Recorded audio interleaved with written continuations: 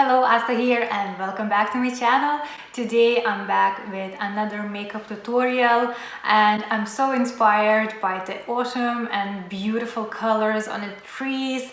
I love fall, I love the colors, the reds and greens and browns. So therefore I decided to create this makeup look here. It's super easy, super simple. It's just a statement lip and I think it's not your everyday kind of makeup, but you can easily change the lip color to red or brown or more nude color and still have the same kind of nice effect. So if you want to see how I did it and what I've used, just keep on watching.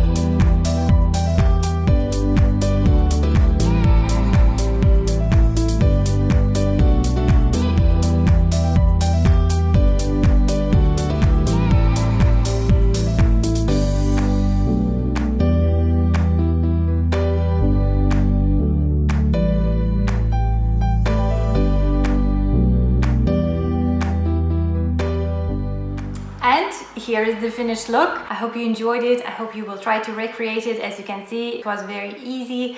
And as I mentioned before, this lip color is not everyone's cup of tea, but you can easily change it to the color of your choice. And I hope you're enjoying this beautiful autumn. Well, we have a nice one here in Ireland.